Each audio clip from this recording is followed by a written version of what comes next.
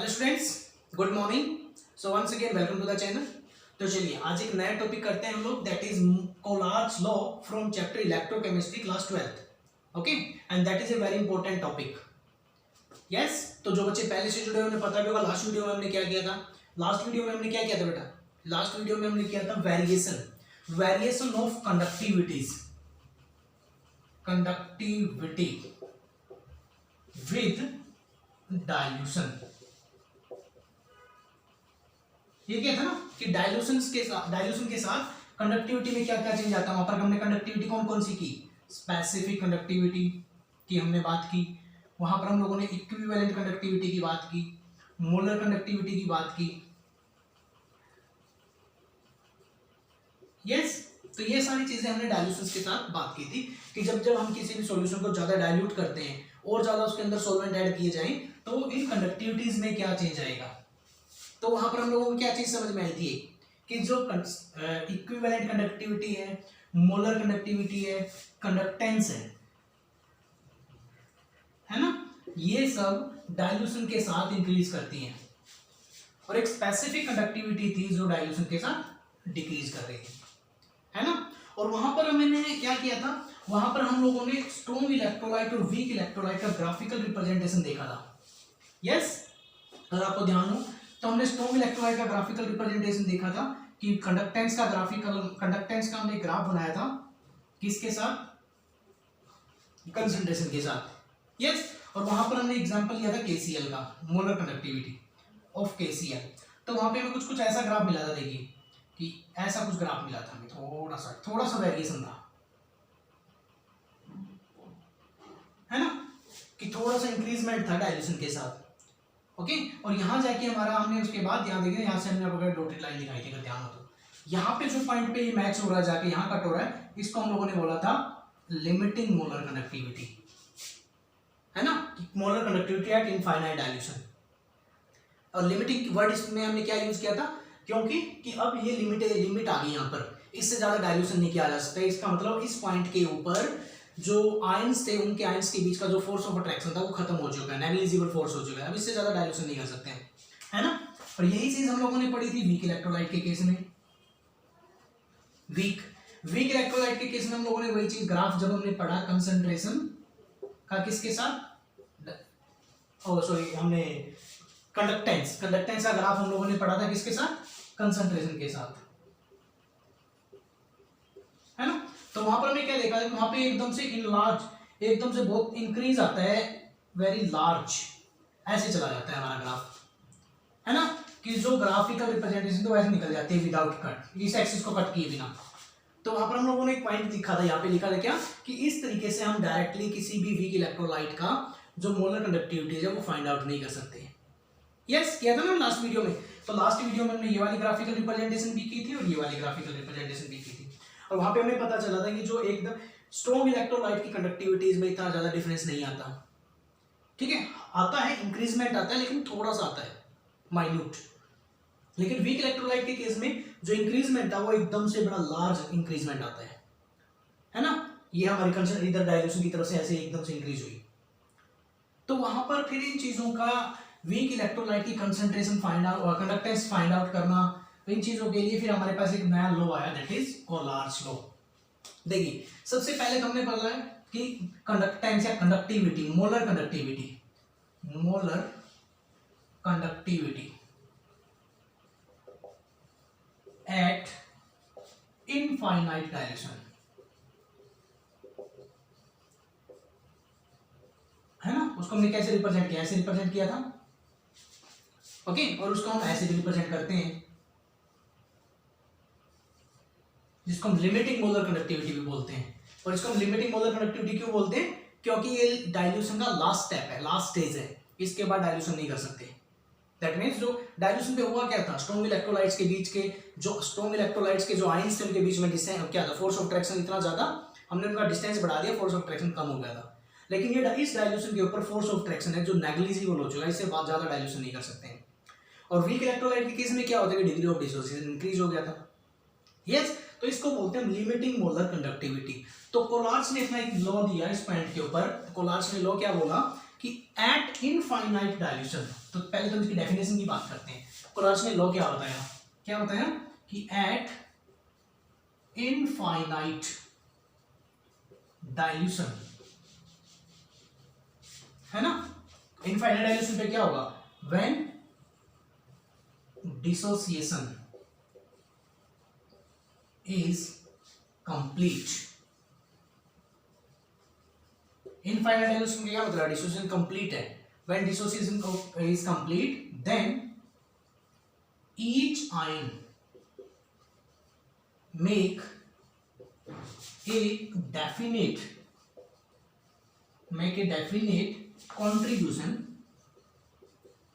contribution towards the molar conductivity of any electrolyte। ठीक है, कि eight infinite dilution each ion make a definite contribution, कहां पर, towards the molar conductivity of electrolyte, कि वो एक इलेक्ट्रोलाइट कितनी कंडक्टिविटी प्रोड्यूस करेगा, कितनी कंडक्टिविटी शो करेगा, हर एक आयन का एक डेफिनेट कंट्रीब्यूशन होगा।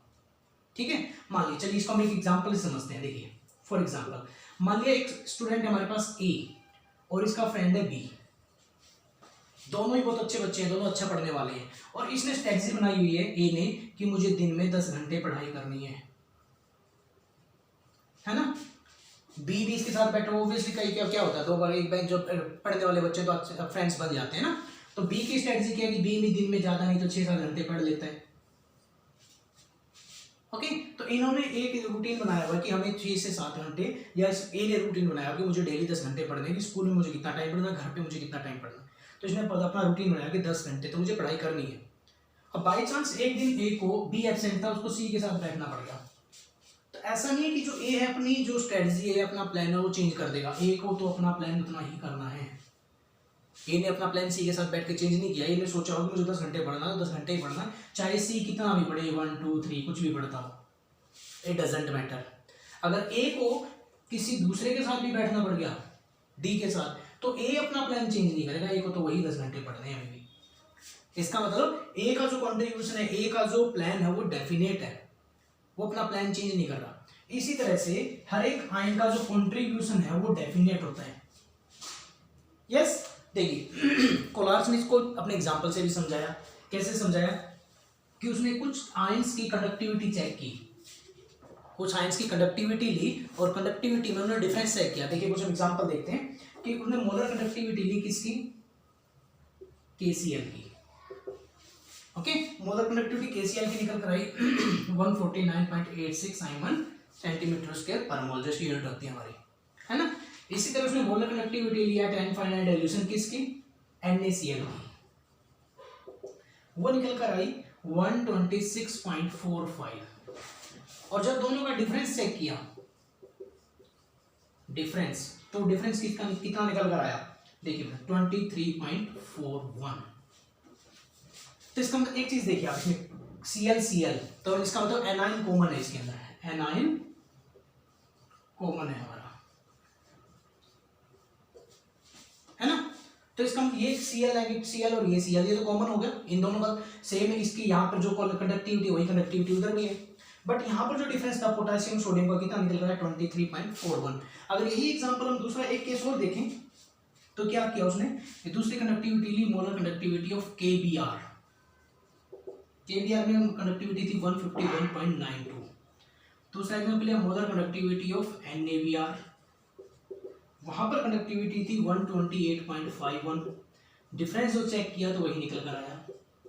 देखिए इसका मतलब यहाँ से क्या चीज समझ में आ रही है हमें कि यहाँ पर एनाइन सेम है, Cl यहाँ पे भी Cl सेम है, तो ये जो डिफरेंस आया 23.541, ये डिफरेंस किसका आया, ये डिफरेंस खाली पोटासियम और सोडियम का ही आया है। यस और नो। यहाँ पर भी सेकंड केस में भी आप देखोगे कि जो Br है यहाँ पर भी Br है, इसका मतलब दोनों केस में क्या है, एनाइन सेम है। तो ये जो डिफरेंस आया किसका आया, कैटाइन का, तो इसका ही तो आया ना, सोडियम और पोटेशियम का। तो यहाँ पर भी सोडियम और पोटेशियम का डिफरेंस 23.41 है, यहाँ भी सोडियम और पोटेशियम का डिफरेंस 23.41 है। इसका मतलब दोनों ही केसेस में सोडियम और पोटेशियम ने सेम काम किया है ना, सेम कंडक्टिव प्रोड्यूस करवाई है। अंडरस्टैंड। तो उससे ऐसे ऐसे एग्जांपल से फिर उसने एक अपना लॉ तैयार किया कि हर एक आयन का डेफिनेट कंट्रीब्यूशन होता है मोलर कंडक्टिविटी में। सोडियम क्लोराइड और पोटेशियम क्लोराइड का जो ये डिफरेंस है 23.41, ये कहीं पर भी हम चेक करेंगे हमेशा इतना ही आएगा। चाहे हम आज यहाँ चेक करें, इंडिया में चेक करें, फॉरेन में चेक करें, कहीं भी बाहर चेक करें, हमेशा ये डिफरेंस इतना ही आएगा। इसका मतलब जो कंट्रीब्यूशन रहेगा Cl का वो भी हमेशा सेम रहेगा, और जो पोटेशियम का और सोडियम का जो कंट्रीब्यूशन रहेगा वो भी हमेशा सेम रहेगा। Understand? So that is our Kohlrausch's law and that is a very important topic. ठीक है, अब बात करते हैं कि कोलार्स लॉ का फायदा क्या हुआ हमें, कोलार्स लॉ की एप्लीकेशन क्या है। ठीक है, अब करते हैं इसको। यस, अब कोलार्स लॉ की एप्लीकेशन की बात की, देखिए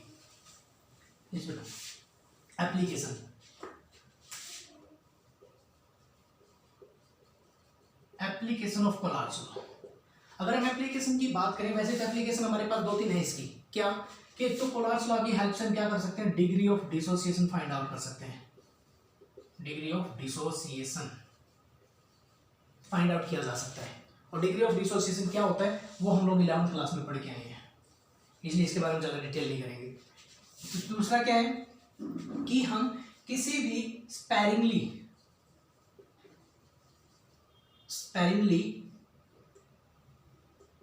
सोल्यूबल सॉल्ट सोल्यूबिलिटी चेक कर सकते हैं।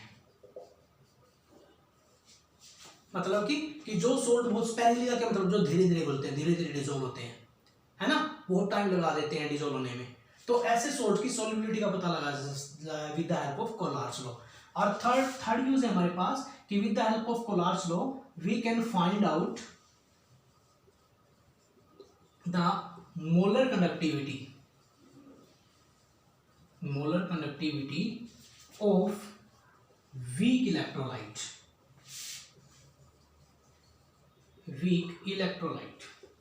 देखिए वहां पर हमने ग्राफिकल में क्या देखा ना कि वीक इलेक्ट्रोलाइट की कंडक्टिविटी नहीं निकाल सकते हम डायरेक्ट, है ना। वहां पर क्या देखिए, जो हमारा ग्राफ था वो विदाउट कट किए जा रहा था, ऊपर सीधा स्ट्रेट निकल जा रहा था।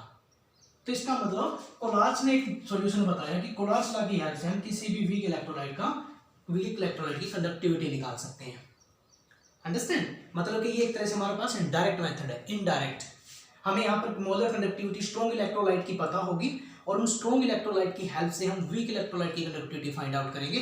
तो यही पॉइंट हमारा सबसे ज्यादा इंपॉर्टेंट बनता है इन 12th स्टैंडर्ड। इसके ऊपर आपका न्यूमेरिकल क्वेश्चन पूछे जाते हैं।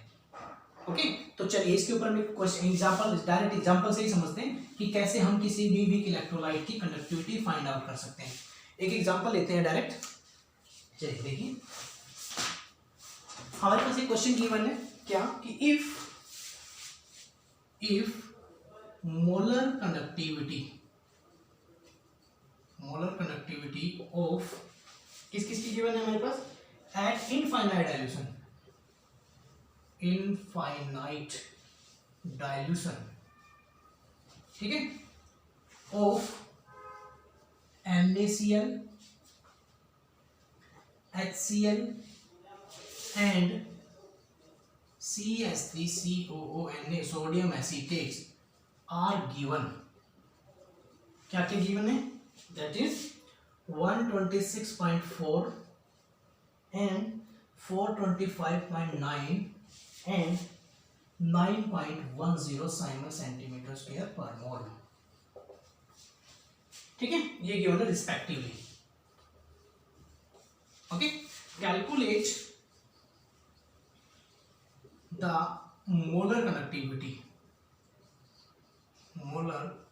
Conductivity of acetic acid. देखिए हमें पता है कि acetic acid is a weak acid, है ना, तो हम डायरेक्ट इसकी मोलर कंडक्टिविटी नहीं निकाल सकते, बट हम कोलार्स लॉ के यूज करके निकाल सकते हैं। ठीक है, अब कोलार्स लॉ क्या कहता है कि जो मोलर कंडक्टिविटी है at infinite dilution CH3CO, molar conductivity of any electrolyte at infinite dilution will be equal to, किसके इक्वल होगी वो, मोलर कंडक्टिविटी ऑफ कैटाइन, ये anion plus molar conductivity of cation. ये हमने लिया, किसका केस ले लिया हमने, एसिटिक एसिड का, है ना। इसी तरह से हम बाकी तीनों के ऊपर भी अप्लाई करके देख लेते हैं ये चीज कि molar conductivity eight infinite dilution of NaCl, ये किसके इक्वल होगी, किसके इक्वल होगी, molar conductivity of Na positive plus molar conductivity of Cl negative. देखिए यहाँ पे मोलर कंडक्टिविटी को मैंने इससे रिप्रेजेंट किया था, एक्चुअल में है ये भी लैम्डा, ये भी लैम्डा है, लेकिन आयंस के केस में हम इसको इस लैम्डा से रिप्रेजेंट करते हैं, पूरे इलेक्ट्रोलाइट के केस में हम ये वाला लैम्डा यूज करते हैं। ओके, तो molar conductivity of NaCl plus molar conductivity of Cl negative that is given 126.4। इसी तरह से हम HCl पे अप्लाई कर लेते हैं, molar conductivity of HCl that is equal to molar conductivity of H positive ion plus molar conductivity of Cl negative ion is equal to कितनी थी 425.9। और तीसरे का भी बना लेते हैं, मोलर कंडक्टिविटी ऑफ किसकी है ये हमारे पास, एसीटेट आयन CS3COONe। तो मोलर कंडक्टिविटी हमारी किसकी आ गई, CS3COO negative plus molar conductivity of Na positive, और ये कितनी गिवन है हमें, दैट इज 91.0। ओके, हमें निकालनी किसकी है, ये निकालनी है, ठीक है। इसका मतलब molar conductivity of acetate ion plus molar conductivity of H positive ion, हम अगर इन दोनों को जोड़ दें तो हमारे पास एसिटिक एसिड की कंडक्टिविटी आ जाएगी। अब आप इन तीनों इक्वेशंस में हम इनको नंबर दे लेते हैं, इक्वेशन नंबर 1, 2 एंड 3, है ना। देखिए तीनों इक्वेशन में आप देखोगे एसीटेट आयन कहाँ पर है, ये रहा एसीटेट आयन हमारा, और H पॉजिटिव आयन कहाँ पर है, H पॉजिटिव आयन ये रहा। अगर मैं इन दोनों को जोड़ दें तो एसिटिक एसिड आ जाएगी ना, है ना। तो इसका मतलब क्या समझ में आ रहा है कि इक्वेशन 2 और 3 को अगर हम ऐड कर दें और उसको फर्स्ट को इसमें से माइनस कर दें तो हमारे पास एसिटिक एसिड की कंडक्टिविटी आ जाएगी। देखिए करके दोनों को ऐड करो कि add equation second and third, देखिए add equation second and third and subtract first from them, ठीक है। मतलब कि तीन इक्वेशंस बनेंगे हमारे पास हमेशा से, और एक हमें नई की निकालना होगा, तो उन तीनों इक्वेशन में हमेशा यही होगा कि दो इक्वेशन ऐड होगी, एक माइनस होगी। अब हमें वो क्वेश्चन से ही पता लग जाएगा, क्वेश्चन में आइंस देखने से हमें पता लग जाएगा कौन सी इक्वेशंस को ऐड करना है, किसको माइनस करना है। तो इसका इन दोनों को हमें ऐड करना है, ठीक है। पहले मैं थर्ड को लिखता हूँ, molar conductivity of CS3COO negative plus molar conductivity of Na positive plus molar conductivity of H positive plus molar conductivity of Cl negative. Minus में ये जाएगी हमारी molar conductivity of Na positive plus molar conductivity of Cl negative. Yes, देख लो अब जोड़ के उनको ऊपर आपस में उसका ग्राफ का वो कर दें, ब्रैकेट खोल दें, CS3COO negative plus molar conductivity of Na positive plus molar conductivity H positive molar conductivity of Cl negative, minus हटा इसका ब्रैकेट खोलेंगे तो molar conductivity of Na positive plus molar conductivity of Cl negative. अब देखिए Na positive यहाँ plus का है, ये माइनस का है, कैंसिल आउट। यहाँ पर Cl नेगेटिव प्लस का, ये माइनस का है, कैंसिल आउट। तो लास्ट में बची क्या, देखिए molar conductivity of CS3COO negative plus molar conductivity of H positive, बच गई ना ये, अंडरस्टैंड। तो हमें करना क्या है, इन दो को हमें ऐड करना है, इसको माइनस कर देना है। तो क्या करना है, 425.9 प्लस 91, ठीक है 0.0, इन दोनों को ऐड करके माइनस कर देना 126.4। ओके, तो इसको आप सोल्व करो तो जो आंसर आएगा हमारा, आंसर देखो क्या आ रहा है हमारे पास, आंसर आ रहा है 390.5। तो इसको सोल्व करके देखो, आंसर आ रहा है हमारे पास 390.5 Simon centimetre square per mole. Yes, okay. So this is Kohlrausch's law कि जिसकी हेल्प से हम वीक इलेक्ट्रोलाइट की कंडक्टिविटी निकाल सकते हैं। दैट मीन्स हमें हमेशा 3 स्ट्रॉन्ग इलेक्ट्रोलाइट की कंडक्टिविटी गिवन होगी और उन तीनों को मिक्स करके हमें आपस में एक वीक इलेक्ट्रोलाइट की कंडक्टिविटी निकालनी है, अंडरस्टैंड। तो 3 इक्वेशंस में से हमें डिसाइड करना है कि कौन सी 2 इक्वेशन ऐड होगी और एक माइनस होगी, वो हमें क्वेश्चन से पता लग जाएगा। तो इसमें देखिए हमने क्या किया है, understand. So that is the way with the help of Collard's law we can find out the molar conductivity of weak electrolyte. Understand? So that was very important topic बेटा. पहले तो इसकी डेफिनेशन अच्छे से समझनी है क्या कहता है Collard's law. ओके, और फिर Collard's law की हेल्प से हम वीक इलेक्ट्रोलाइट की कंडक्टिविटी कैसे निकालते हैं, इसके ऊपर आपका न्यूमेरिकल आता है. सो आपको इसके पॉइंट के ऊपर 2-3 न्यूमेरिकल्स की प्रैक्टिस जरूर करनी है. Okay, thank you.